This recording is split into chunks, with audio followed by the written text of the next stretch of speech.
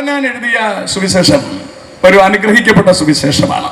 അതിനെ വ്യാഖ്യാനിച്ച് മനസ്സിലാക്കാൻ അല്പം ശ്രമകരമാണ്. പൗലോസ് കഴിഞ്ഞാൽ ഏറ്റവും കൂടുതൽ പുസ്തകങ്ങൾ എഴുതിയിട്ടുള്ളയാള് യോഹന്നാനാണ്.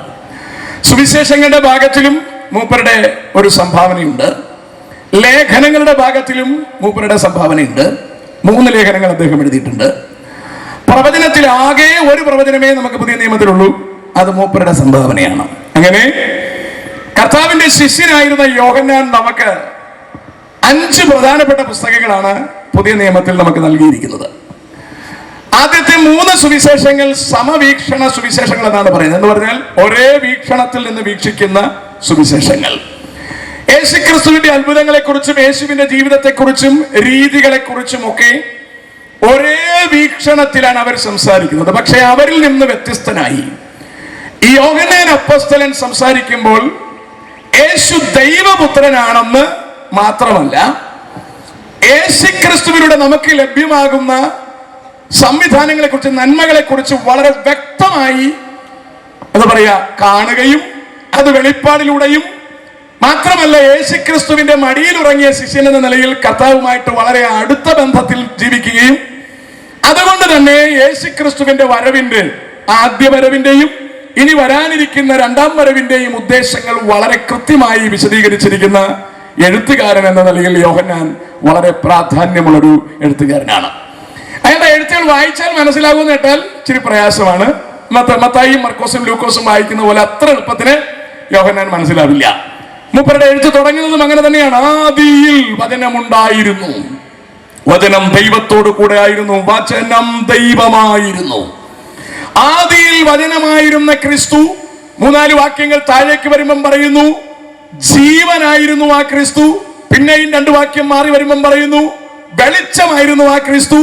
14-ാം വാക്യത്തിലേക്ക് വരുമ്പം പറയുന്നു ആ വചനമായ ക്രിസ്തു ആർക്കും മനസ്സിലാകാൻ പറ്റാത്ത രീതിക്ക് വചനവും വെളിച്ചവും ജീവനുമായിട്ടിരുന്നു എങ്കിലും ഈ അന്ത്യകാലത്ത് എല്ലാവർക്കും മനസ്സിലാകാൻ പാകത്തിന് സാക്ഷാൽ ജഡമെടുത്ത് നമ്മുടെ ഇടയിൽ പാർത്തിരിക്കുന്നു. 14-ാം അധ്യായത്തിലേക്ക് വരുമ്പോൾ കഥ മാറുകയാണ്. 14-ാം അധ്യായത്തിലേക്ക് വരുമ്പോൾ നമ്മൾ ഇന്ന് വായിച്ചതാണ് വേദഭാഗം. അവിടെ എങ്ങനെയാണ് പറഞ്ഞു തുടങ്ങുന്നത്? നിങ്ങളുടെ ഹൃദയം കലങ്ങിപ്പോകരുത്. കാരണം കലങ്ങാനുള്ളൊരു സാധ്യതയുണ്ട്, അല്ലെ? കലങ്ങാനുള്ള സാധ്യത നിശ്ചയമായിട്ടും ഉള്ളത് കൊണ്ട് അവിടെ ഉറപ്പിച്ച് സംസാരിക്കുകയാണ്, നിങ്ങളുടെ ഹൃദയം കലങ്ങിപ്പോകരുത്. 13-ാം അധ്യായം തുടങ്ങുന്നത് യേശുക്രിസ്തുവിന്റെ പാദ ശുശ്രൂഷയോടുള്ള ബന്ധത്തിലാണ്.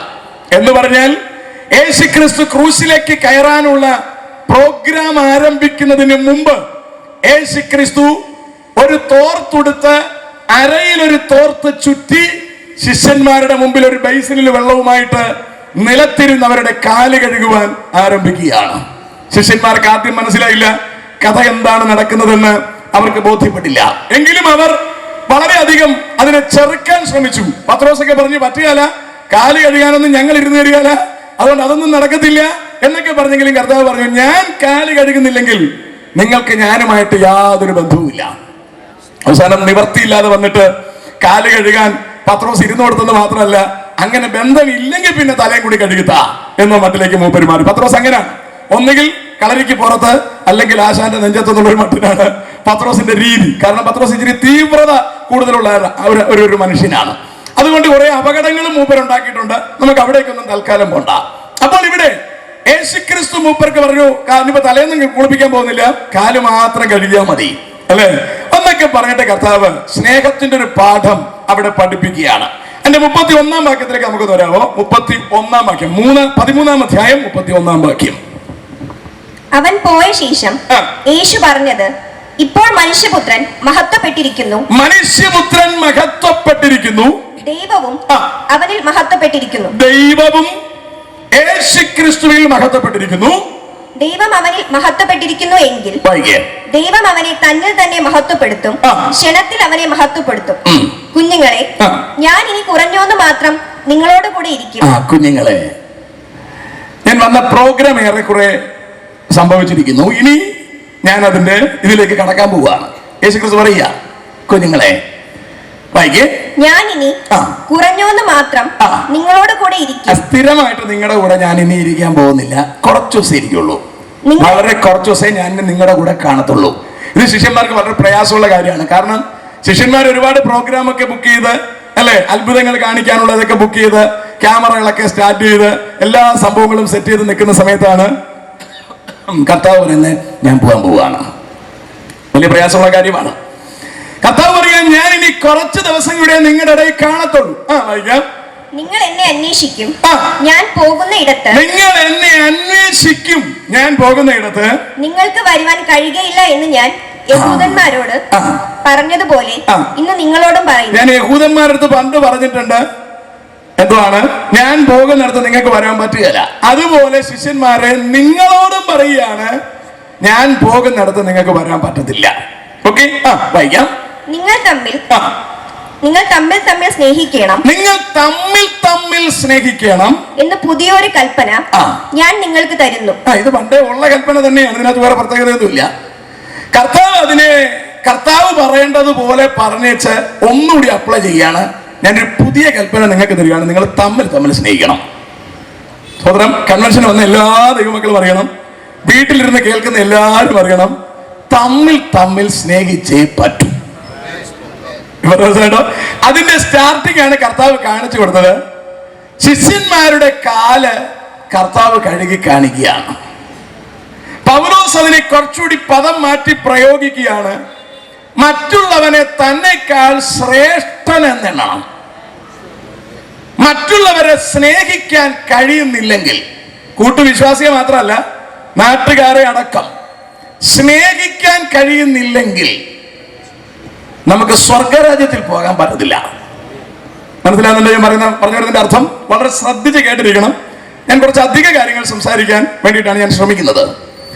എന്ന് പറഞ്ഞാൽ നമ്മളൊക്കെ വിചാരിക്കുന്നത് ഒരു സഭയുടെ അംഗമായി മാറിക്കഴിഞ്ഞാൽ സ്വർഗരാജ്യത്തിൽ പോകുമെന്ന് നമുക്കൊരു ധാരണയുണ്ട്. ഒരിക്കലും നടക്കുന്ന കാര്യമല്ല, അല്ലെ? ഒരിക്കലും നടക്കുന്ന കാര്യമല്ല. ഇന്ന് ദുഃഖവെള്ളിയാണ്.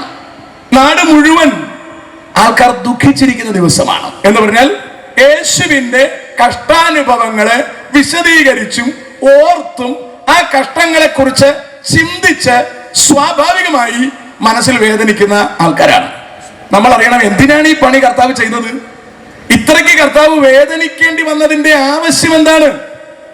യേശു പീലാത്തോസിന്റെ അരമനയിൽ കൊണ്ട് അടിയെ ഓർത്ത് നമ്മൾ വേദനിക്കുന്നതിനേക്കാൾ അധികം യേശു എന്തിനാണ് ഈ റിസ്ക് എടുത്തതെന്ന് നമ്മൾ ഓർത്ത് വേദനിക്കണം. ഞാൻ പറഞ്ഞതിന്റെ അർത്ഥം മനസ്സിലായോ?